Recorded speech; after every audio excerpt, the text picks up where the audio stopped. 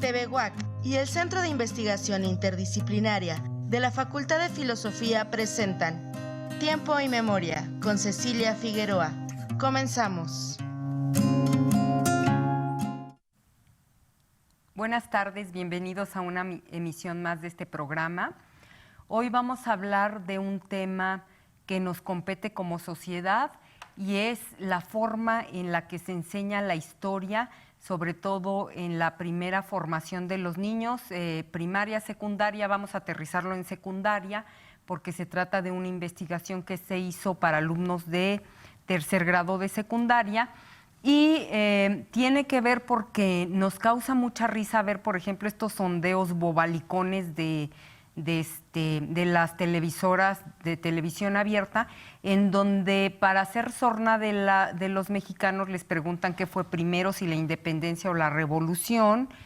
Y pues en realidad este es un problema que tienen la mayoría de los mexicanos que no son historiadores. Y la responsabilidad no es de los mexicanos, es del sistema de educación y de la forma, me atrevería a decir, obsoleta en la que se les enseña historia a los niños y a los preadolescentes de secundaria. Y para eso nos acompaña el historiador Luis Enrique Luna. Él se hizo acreedor al primer lugar del premio de tesis de licenciatura en Humanidades que da la Facultad de Filosofía de la Universidad Autónoma de Querétaro. Y lo presento y después ya entramos al tema. Hola Luis, muchas gracias por acompañarnos. Sí, hola, muy buenas tardes, Ceci. Muchísimas gracias. Para mí es muy grato estar aquí porque, bueno, es algo que yo nunca imaginé. El premio significa mucho porque es como un reconocimiento grande a la investigación que de alguna u otra manera varios de los estudiantes realizamos para finalizar tu carrera. Y me encanta porque es para mí la educación un tema de suma importancia para la familia y bueno, creo que se vio reflejado un poquito ahí en los escritos, ahorita lo vamos a platicar. Sí, Luis Enrique Luna habla de la familia porque su vocación docente, él es historiador con línea terminal en enseñanza de la historia, su vocación docente le viene de familia, tiene hermana y padre docentes, él ya es docente. Y entremos en el tema, Luis, secundaria técnica número 20, comunidad de la D. Pedro Escobedo. Tú vas, el objetivo es implementar un método para cambiar esa visión y esa forma de enseñanza-aprendizaje de la historia, que en ese sentido, con el método que tú aplicas, países obviamente como Noruega, faltaba más, Estados Unidos, Gran Bretaña, nos llevan una gran ventaja porque parten de un supuesto. ¿Qué hubiera pasado si no hubieran apresado a Miguel Hidalgo y a Morelos, por poner un ejemplo? Y luego la gente dice, es que el hubiera no existe, sí existe. Y es una forma de abordar la historia. Así es. Porque lo que tú pretendes con esa suposición, con ese cambiarles el fin de la historia a los alumnos, es que ellos hagan justo lo que no se hace, que es generarles un pensamiento crítico, capacidad de reflexión e involucrarlos emocionalmente. Porque algo que me encantó es que tú en el cuadernillo que les das y en las preguntas que les haces, les dices, a ver, si tú hubieras sido el soldado de la guerra con los Estados Unidos y si tú hubieras sido Santana, y entonces ahí ya los involucras emocionalmente. Sí. Háblanos de esa experiencia. Sí, bueno, tendría que retornar un poquito a cómo se construye, porque sí es un proceso un poquito largo. En realidad es un recurso didáctico y está planeado desde la base. Supongamos que es como un edificio, entonces debes de tener un contexto específico, debes de saber en dónde piensas implementarlo. Entonces ya comentabas, para alumnos de secundaria, probablemente para alumnos de prepa tendría que ser modificado, para alumnos de primaria igual ciertas modificaciones, nosotros lo planteamos desde una materia en la carrera y bueno, desde ver el contexto, ¿no? Para el contexto que yo tenía pensado, necesitaba un recurso que fuera fácil de implementar. No tener problemáticas de conectividad, de internet, de luz, de cañón, sino algo, vámonos a lo básico, algo que pueda ser implementado en cualquier secundaria de México, desde la que está en un lugar así, lo más recóndito de la sierra, que se puede implementar. ¿Por qué? ¿Qué ocupas? Hojas y lápiz y tus reflexiones. Bueno, desde allí. Ahora, ¿cómo llegarle a los muchachos de una manera que les sea significativa? Elegí un año, en este caso fue tercer grado. ¿Por qué? Porque aquí se ve Historia de México. Yo siento, fue algo así como algo intuitivo, intuirlo, y que para ellos es más significativo y se sienten más identificados con la historia nacional. Por ello dije, bueno, si les quiero mover interés, vamos a hacerlo sobre Historia de México. Y bueno, ciertas especificaciones como las actividades, las fui extrayendo de ciertos estudios que se han hecho en otros países, España, Estados Unidos, Noruega, en donde ellos ya utilizan estas reflexiones de pensar qué hubiera pasado.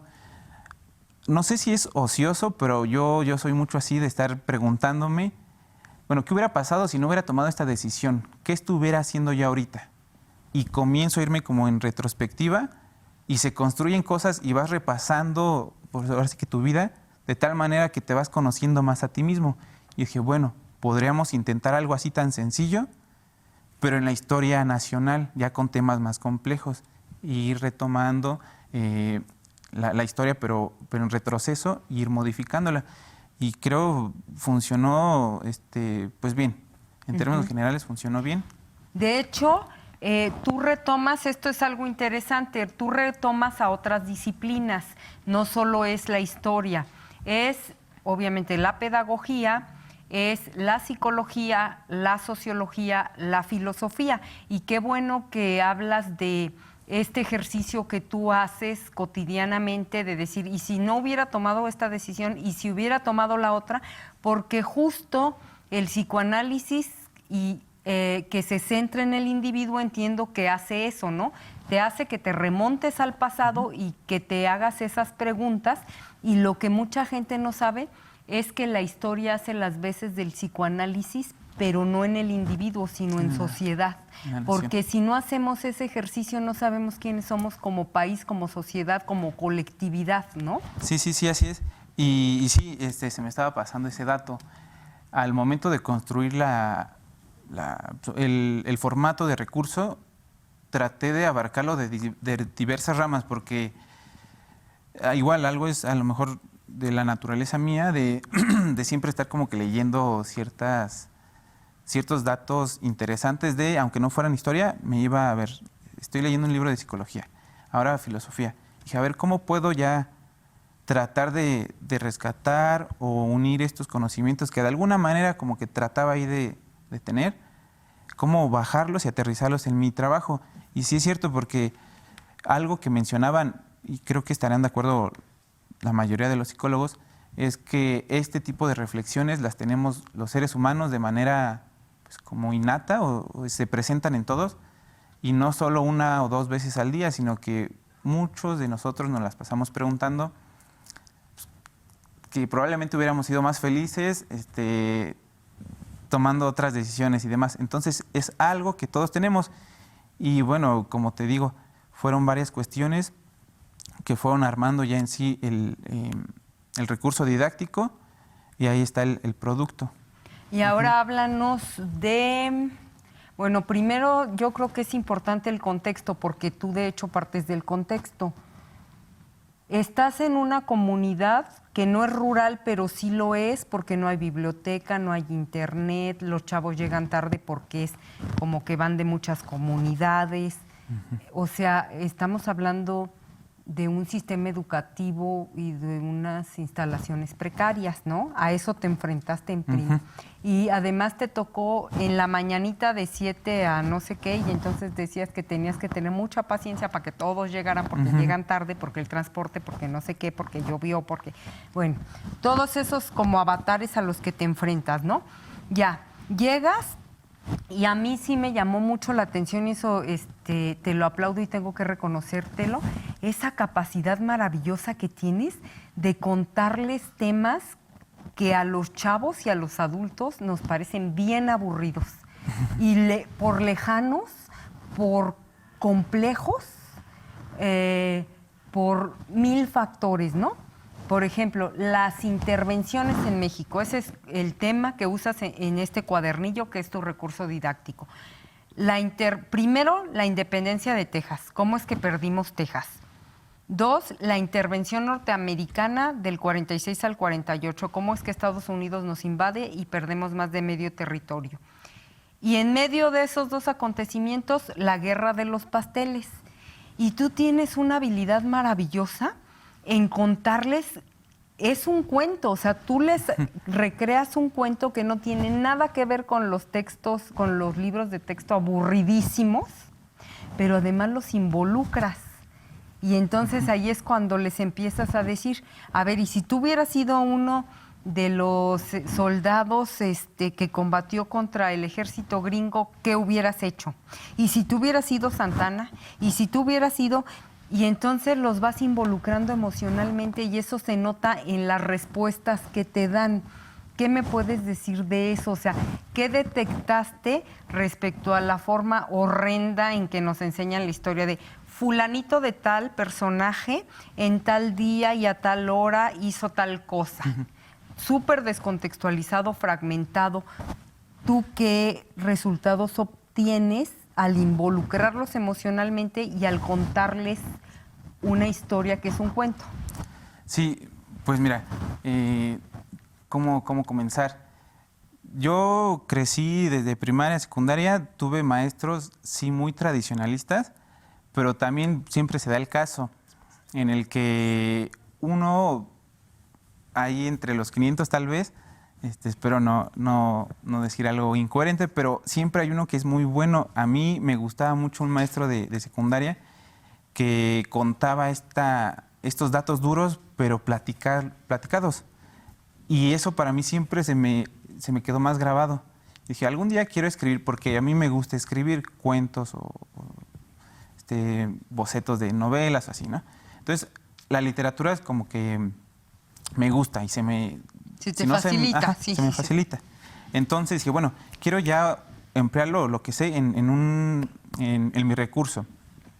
Entonces, sí es cierto, todos estos aspectos que consideramos los vertimos en una especie de historieta. Esa historieta trata de tener un lenguaje del común, así tal cual, como si estuvieras platicando con los muchachos. Y siento que sí fue bien recibido, porque igual dentro de los comentarios finales comentaron la mayoría de los estudiantes que sí se les había facilitado la lectura, pero lo que mencionabas del proceso de la periodicidad, tal vez para uno que es historiador y los colegas pues nos pueden decir que es sencillo porque ya te acostumbras a verlo de manera global, pero ya viéndolo ahí a la hora de la verdad, para los alumnos sí se les complica, probablemente porque dentro de los libros de texto y a la hora de enseñarlo, sí se te es más fácil decir, a ver, vamos a abarcar este tema de la independencia de Texas.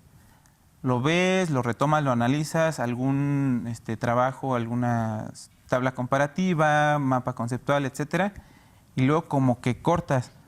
Ahí está un poquito el problema, porque a lo mejor no es pérdida de tiempo, pero es complicado estar retomando todos los aprendizajes esperados previos, que así debería de ser, porque de alguna manera la historia es algo que se va construyendo a partir de lo que ya sucedió. Entonces yo pienso que sí se llega a fragmentar el estudio de la historia y eso es complicado, porque después ya no lo llegan a entrelazar, ya son como episodios que esto sucedió por acá, esto sucedió por allá, y sí son historia de México, pero ya no logran como unirlos, relacionarlos. Desvincularlos, sí, tienes razón. Nos enseñan la historia de México y la universal como en cajoncitos, ¿no? La independencia, mételo este cajoncito y olvídate de eso. Ahora, la independencia de Texas, mételo otro cajoncito, ya va. Y tú lo que haces es, en este recurso didáctico, ponerlos a reflexionar en torno a un proceso complejo en la historia de México que se llama las intervenciones extranjeras, ¿no? Que es el común denominador de la primera mitad del siglo XIX y que nos pegó con tubo. Y entonces tú, a la hora de quererles decir, miren, en la primera mitad del siglo XIX nos enfrentamos a esto, puras pérdidas, puras invasiones. Y entonces los chavos, tú dices en tus resultados, ya se hicieron bolas. O sea, de pasar de la independencia de Texas a la guerra de los pasteles, ya dijeron, ay, espérate. O sea, no están acostumbrados a la reflexión. Háblanos de tus resultados, porque ahí sí, para que veas, se me pararon los pelos de punta del horror. Porque si bien tú los guiaste, los llevaste, les diste un recurso didáctico muy bien hecho, estuviste ahí para resolverles las dudas, a la hora de la verdad, a la hora de tus evaluaciones, resulta que cuántos de qué grupo logran hacer esta reflexión. Sí, pues sí fueron resultados en cuanto a la lectura y demás, te digo, fueron bien recibidos. Pero ya lo que se esperaba que se lograra con el estudiante, sí fue un poquito, pues no desalentador, porque te sirven de autocrítica y saber qué estás haciendo mal o qué puedes hacer para mejorar. Pero, por ejemplo, ya yéndonos a los resultados, datos, ahorita no recuerdo muy bien, estaba entre el 12 y el 15, te comentaba que del porcentaje de alumnos que lograron hacer una buena reflexión, hacerlo de manera coherente, precisa, retomando datos, hacerlo, construir un qué hubiera pasado, pero así, casi creíble, bien verídico, ¿no? Con analizado. Un pensamiento súper crítico, ¿no? Sí, sí, o sea, sí. que sí lograron como hacer esta abstracción y hacer eso del pensamiento crítico. Y los otros dices que es corta y pega, ¿no? Como Sí, que dijeron, sí. ay, esto, vamos a transcribir. O sea, no les pasó por aquí, ¿no? Sí, justamente porque yo siento que sí, en muchas escuelas sí está un poquito mal acostumbrado el alumnado a decir, a ver, vamos a hacer una síntesis, una paráfrasis, demás, y no es como, a ver, leo y explico con mis palabras. Es, leo, como que no entendí muy bien, mejor copio este párrafo. Y estaban acostumbrados a esto, entonces, al llegar y pedirles algo un tanto innovador, sí es un poco complicado que logren lo esperado. Te comentaba los porcentajes en un grupo de 30 alumnos, de 28, 29, del 12 al 15 son como 4 o 5 alumnos que sí lo lograron muy bien. El grueso de los estudiantes, que son, no sé, 18 o 20, lograron resultados pues regulares. Y hay unos que literal, sí, te cuento una anécdota, les pedía como la actividad final construir un diario de qué hubiera pasado y tomar un hecho importante. Entonces, uno de los estudiantes modificó el proceso de la intervención francesa a la Guerra de los Pasteles y él se fue, o sea, sí les dije que podían imaginar, recrear y demás, pero hizo un dibujo muy bien bocetado y demás, pero de una guerra literal a pastelazos, y le metió fantasía y le metió un buen de cosas que dije, bueno, o sea, tiene muy buena creatividad, pero sí se me fue de la causa, ¿no? A lo que yo lo quería llevar. Entonces sí se vieron resultados multicolor y hay que trabajar sobre ello. No sé, no me atrevería a decirlo, pero es que fíjate que incluso hay una película de la época del cine de oro nacional que aborda la guerra de los pasteles y se trata de eso, de gente agarrándose a pastelazos, franceses y mexicanos, ¿no? O sea, fíjate cómo está distorsionadísima la historia. Pero además, ¿sabes qué es muy interesante en tu investigación? Que ellos pensaban que como un maestro así común y corriente, ortodoxo, que les dé historia, tú les ibas a decir, contesten este cuestionario, pregunta, ¿quién fue Antonio López de Santana? Copian y pegan, no les pasa por aquí, no hay capacidad de abstracción, no hay reflexión, no hay nada. y pensaron que así lo iban a lograr como siempre lo habían logrado. Y me llamó mucho la atención a la hora que tú seleccionas a algunos y los llevas a una entrevista personal. Y hay una chava que te dice, la verdad, yo leía letras, no me interesó, yo no me imaginé que esto fuera a tener estas repercusiones, yo pensé que con copiar y pegar como siempre iba a pasar. O sea, el mea culpa fue pues muy desgarrador, ¿no? Sí, son de estas entrevistas que realizas después de ya aplicar tu recurso. Justamente, igual, es que son muchas cosas que se te van pasando. Dentro de las disciplinas auxiliares que retomé para la tesis, está la sociología. Entonces, este método de autocrítica o autoevaluación lo tomé de una teoría que es teoría fundamentada, que se basa en entrevistas y saber qué ocurrió en una determinada población pequeña o mediana. Entonces yo dije, bueno, todo esto de qué tanto comprendieron, qué tantos aciertos lograron y demás, fue evaluación cuantitativa, ¿no? Medible con gráficas, con números y demás. Esta otra parte que mencionas es una evaluación cualitativa, de decir, bueno, a ver, yo ya fui y apliqué mi recurso, pongámosle un número, saqué de 7 a 8. Entonces, pero hasta ahí, ¿esto qué me dice? Yo quiero saber qué pasó con los muchachos, porque sí me quedé con esa espinita de que se quedan como impactados de no saber manejarlo. Dije, fui yo el que lo implementé mal, probablemente no va a funcionar y demás. Dije, quiero ver qué fue lo que pasó realmente. Entonces, ya echando mano de esta teoría, puedes llegar a una capacidad de análisis más, como más de ellos, ¿no? Como que ellos hablan y ellos te dicen cómo lo tomaron, cómo lo sintieron. Y sí, justamente te das cuenta que era nuevo, una actividad nueva para ellos, que muchas veces la forma de resolver los problemas, cuando no le entienden, es, a ver, me fijo cómo le está haciendo el de al lado, y hay varias formas de copiar que también lo identifica allí. Unos literal se alejan de problemas, copian literalmente lo que está haciendo el otro. Otros, como quien dice, nada más ven cómo le está haciendo y lo realizan ellos a su manera. Y bueno, es todo un mundo que se vive dentro de los estudiantes, que llegamos sí a tocar un poquito, tal vez, como dicen, la punta del iceberg, ver ese mundo de cómo se desenvuelven ellos en el salón de clases. No obstante, con tu recurso educativo, pues se toparon con pared, porque si no hacías esa reflexión no podías hacer ninguna de las actividades que seguían que les dejaste. Otra cosa que me llamó mucho la atención en tus resultados, te decía antes de entrar a cuadro que esa parte de los resultados nos indican que los estadistas, los gobernantes de la segunda mitad del siglo XIX, hicieron muy bien su chamba en cuanto a fomentar en los mexicanos, introyectar, alimentar, como lo quieras llamar, esta parte de la identidad nacional, ¿no? Del amor a la patria. Y eso me llamó mucho la atención porque solo se puede palpar cuando salimos al grito y gritamos ¡Viva México!, ¿no? Y nos ponemos nuestro sombrero. Y sí, pero aquí los chavos, háblanos de qué te dicen cuando tú les preguntas, a ver, vamos a suponer que tú eras el soldado de México que estaba combatiendo en la guerra con Estados Unidos. Vamos a suponer que tú eras Antonio López de Santana defendiendo en San Jacinto a Texas, porque los gringos se querían quedar con ese territorio. ¿Y qué te dicen?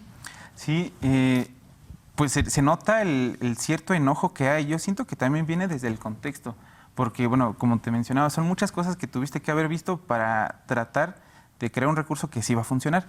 Entonces, desde la comunidad, porque hay mucha población que migra por lo general a Estados Unidos a buscar trabajo. Entonces, muchos de los alumnos tienen algún tío, papá o familiar que ya no está, y yo siento que sí se quedan como con ese enojo de decir, se tuvo que ir y estoy molesto y buscan un culpable o un enemigo en común, por así decirlo.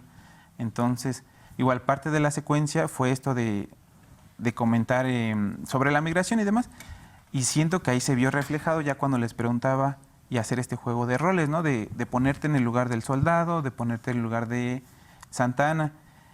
Literal, lo tomaron como el bando bueno, el bando malo, y daban todo por México y defender su nación, y que ellos hubieran hecho tal cosa, hubieran dado la vida por el territorio, que no importaba y demás. Entonces, creo que eso involucró sus sentimientos, y ya al hacerles clic, sí se meten más a fondo en lo que estaban analizando. Entonces, siento que esta parte del nacionalismo se vio reflejada, y pues ahí está, siento que lo supimos encauzar para el bien del aprendizaje.